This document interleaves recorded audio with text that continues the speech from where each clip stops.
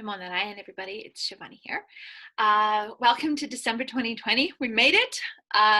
It's been a big year for a lot of people. Not necessarily the year that any of us had planned, but really, that's what happens. Life happens when you're busy making plans. Isn't that John Lennon quote?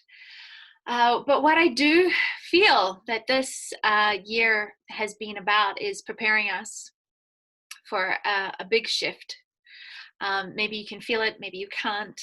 But for many of us, I feel that we have been learning. We've been spending the last 2, 10, 20 years learning, preparing, getting ready for the shift that we're currently in.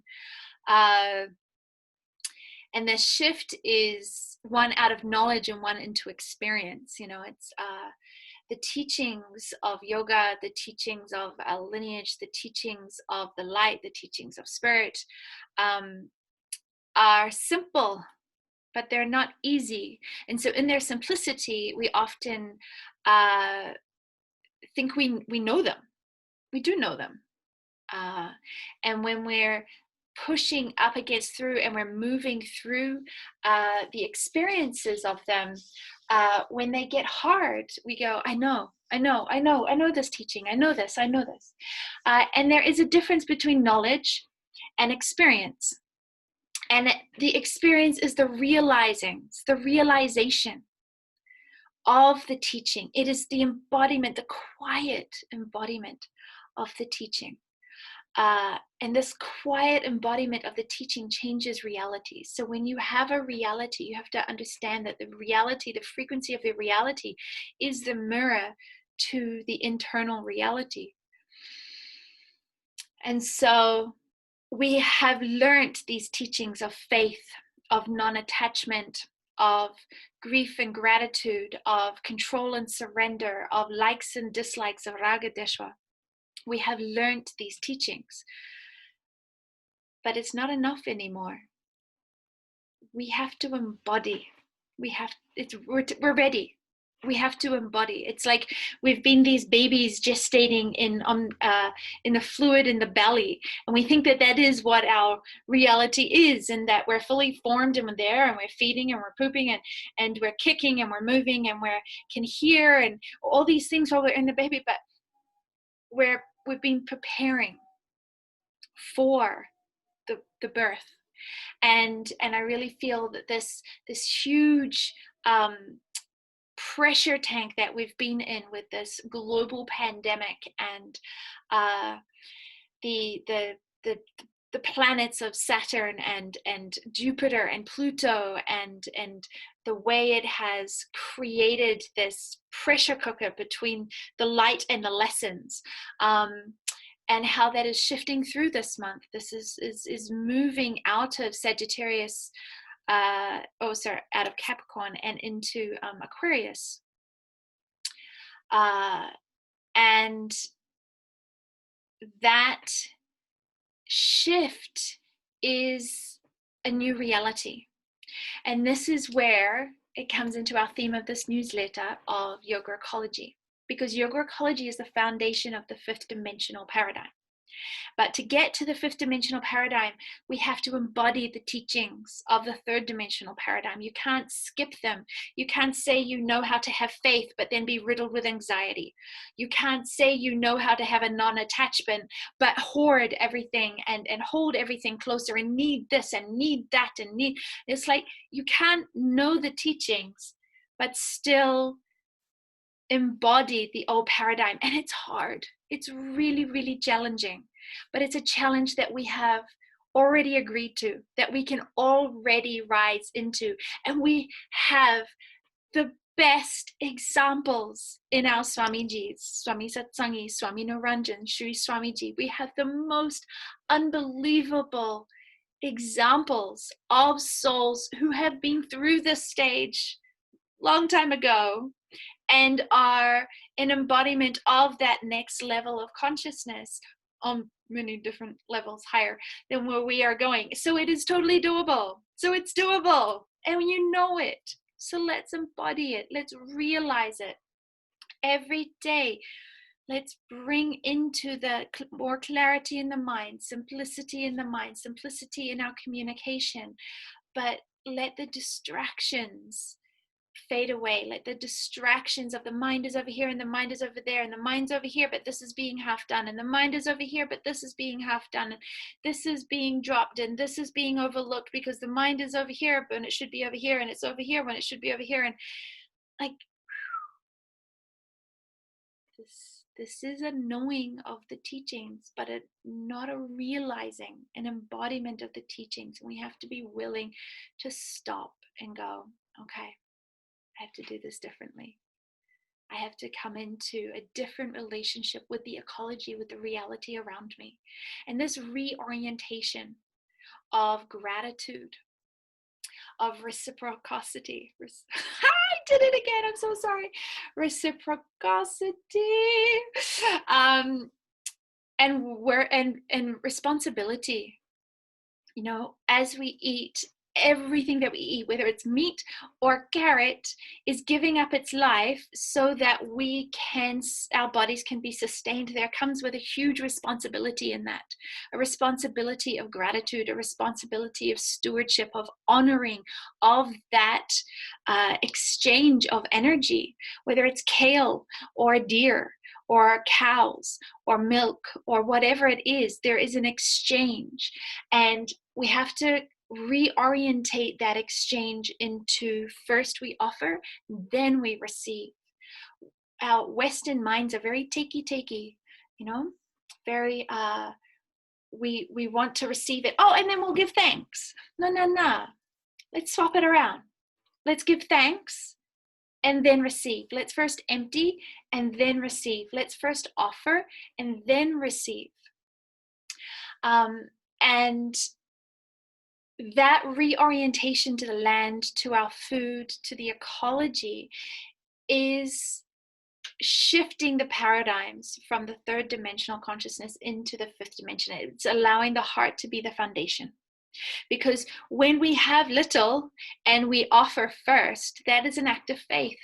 And that faith is the third dimensional foundation, which mirrors the love of the fifth dimensional foundation. This is the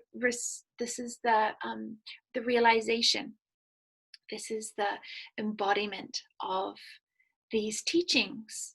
So first we offer, then we receive.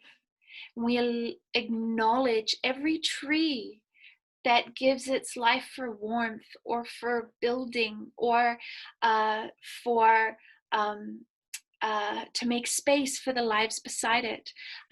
Everything needs to start our day with gratitude to all the elements, gratitude to all the beings, the winged and the finned and the standing and the grasses and the water and the warmth and just the sun and everything.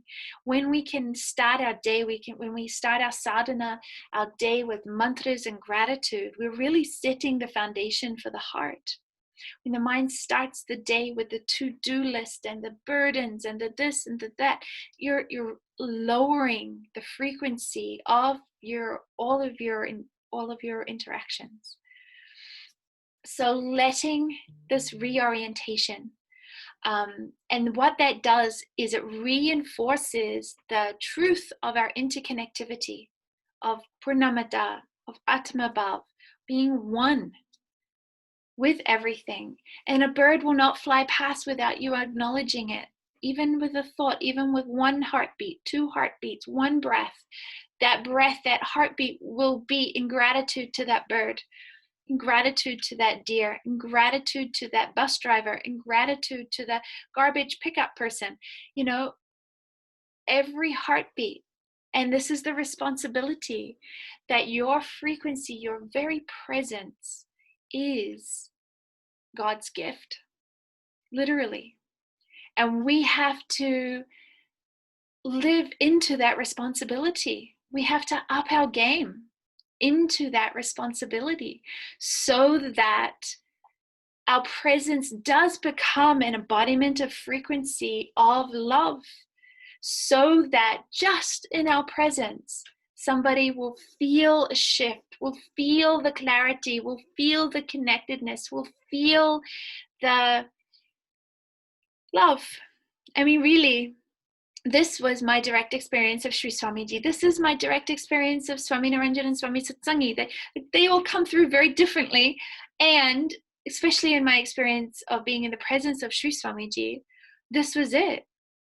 Just his presence. He didn't even have to look at you or speak to you or engage with you. Literally just being in his presence put life in perspective.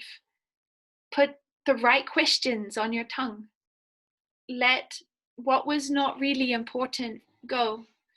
And the simplicity of being and of love and of gratitude and of offering and of giving was at the forefront. So we have these examples in these extraordinary beings.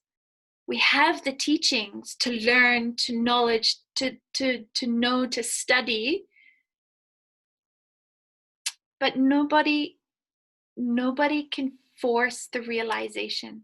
Nobody can bring you into the experience of those teachings until you're ready to go, okay, I know, but I'm still feeling the chaos. I'm still feeling pressure. I'm still feeling turmoil. I'm still feeling sad. I'm still feeling grief. I'm still feeling separate. I'm still feeling. And in that acknowledgement, there is a chasm of opportunity, of grace. It has to be acknowledged that I know these things, but I haven't fully experienced them yet. How do I experience faith? How do I experience grace? How do I experience contentment? How do I experience gratitude? How do I experience a different reality? And this is where Karma Yoga and training and yoga ecology and ashram really comes in. It's the place to learn to experience these things. Whether it's in Mangir or Rukia or Sannyas Peet, maybe even Niwas. But the ego wants to hold on to the knowledge as some sort of status. But to those who have experienced, knowledge is nice, but it doesn't change hearts. Experience changes hearts. Realizing changes hearts. And then now we're ready. We're ready to step into a relationship with life, with the land, with the ecology of the reality of what we live in a different paradigm foundation of reciprocity, gratitude, responsibility, and love. So as I step into solstice with the alignment of Saturn and Jupiter, as we step into Christmas, as we step into the new year and Epiphany, may we all get a little quieter, a little out of the head of what we know, and a little more in the humility of what we experiences we wish to open up to. So, Namo Narayan. With much love to you all. I wish you a very beautiful holiday season, a very beautiful summer if you're in the south, and a very rejuvenating winter if you're in the north. Namo Narayan.